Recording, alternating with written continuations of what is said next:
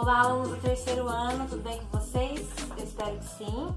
Estamos dando continuidade às nossas videoaulas. Essa é a nossa terceira videoaula. E na aula de hoje, eu não vou seguir o conteúdo da apostila. Eu não sei se vocês prestaram atenção, mas eu encerrei a apostila na aula passada. Então, a aula de hoje e a aula da semana que vem, que vai ser a quarta videoaula, eu vou entrar num outro conteúdo e aí eu vou indicar na descrição desse vídeo as atividades e link de sites para vocês darem uma olhada em textos e imagens, tá? Então, o material de hoje não está na apostila de vocês. Como a primeira apostila do terceiro ano, frente A e B, são apostilas mais curtas e o conteúdo é um conteúdo também mais rápido de ser trabalhado, isso permite que a gente faça uma revisão agora. Então é justamente isso que eu vou começar hoje e vou finalizar na aula que vem, tá? O assunto que eu escolhi para fazer revisão é um assunto que eu sei que vocês adoram, que é botânica.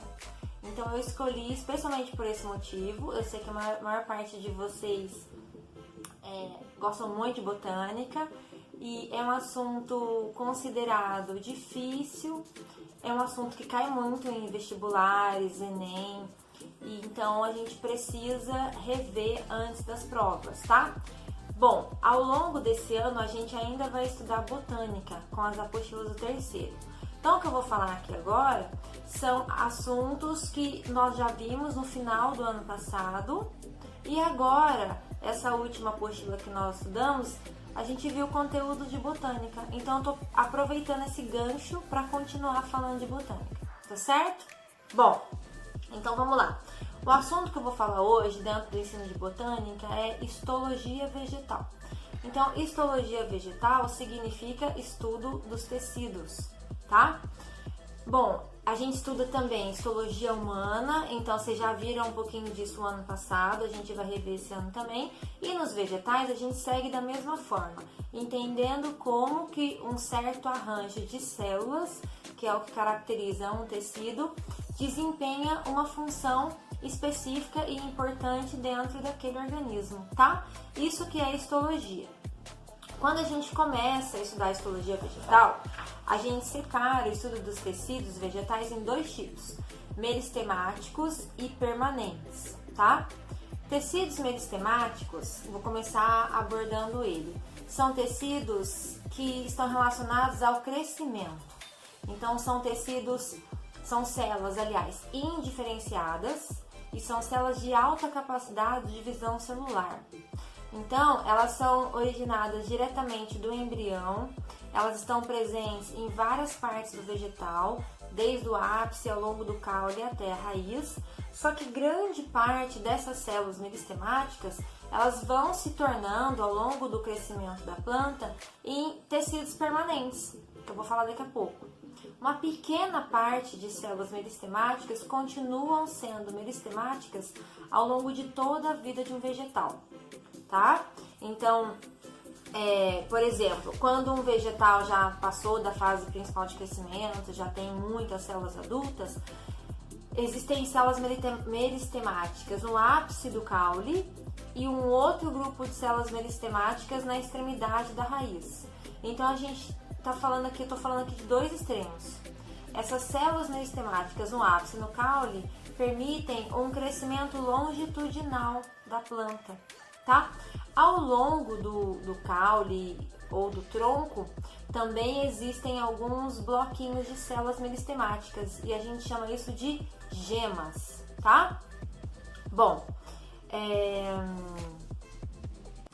outro tipo de células meristemáticas são as células do meristema secundário. Então, eu falei do primário, agora eu vou falar do secundário.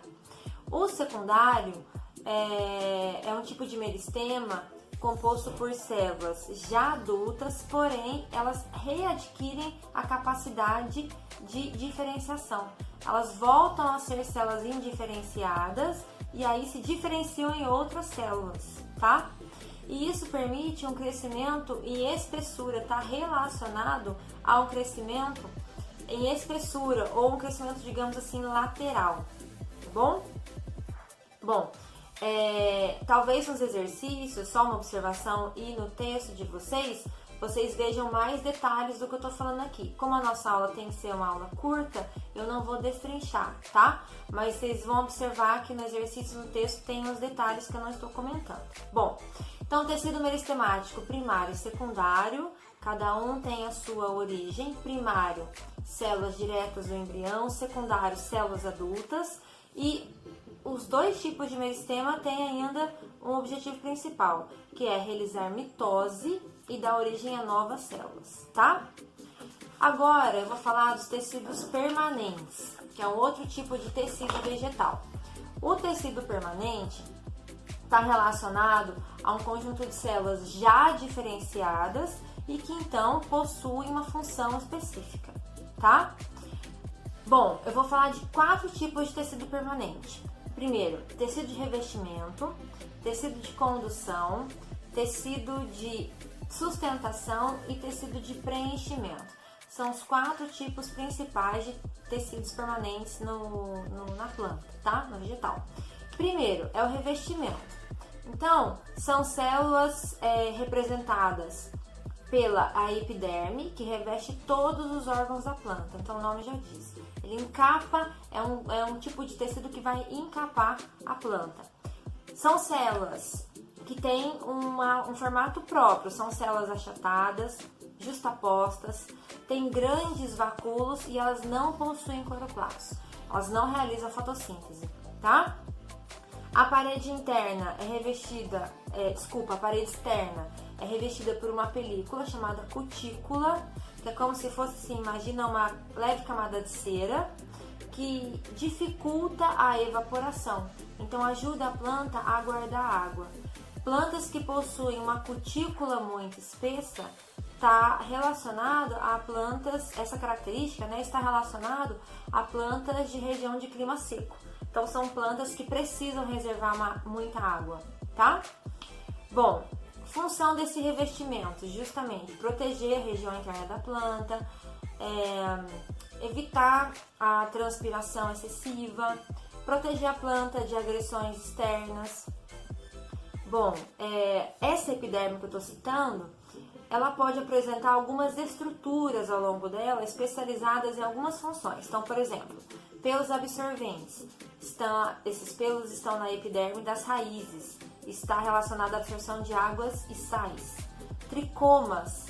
Tricomas são estruturas ao longo do caule ou da folha relacionado à produção de alguma substância para proteção, por exemplo, ou relacionado à proteção contra a perda excessiva de água.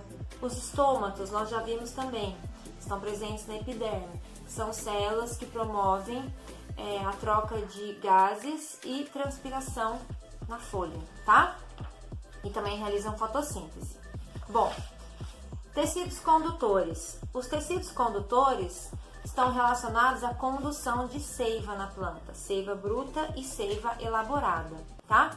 E aí são 2 tipos de vasos que se diferenciam de acordo com a seiva que transporta. Então a gente tem o xilema e o floema. Xilema transporta seiva bruta e floema transporta seiva elaborada. Vou começar falando do floema. O floema é um vaso que tem uma direção descendente. Então ele desce, vamos imaginar uma árvore, uma copa, ele desce do ápice das extremidades dessa copa e vai em direção à raiz. E ele transporta toda a seiva elaborada, que é resultante do processo de fotossíntese, para outras partes vegetais que não estão realizando fotossíntese, tá? Esse floema ele é composto por vasos viberianos,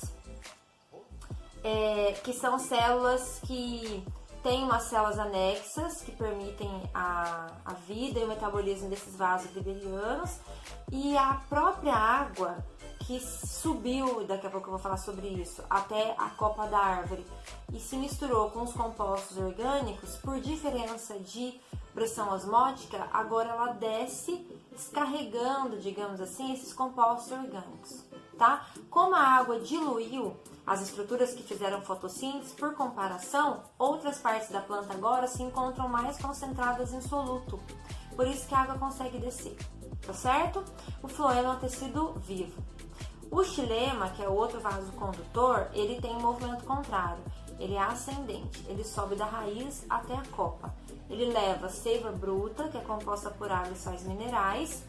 E a teoria que permite a subida dessa água, né, que imagina, ela é contra a gravidade, é uma teoria chamada de tensão e coesão das moléculas de água.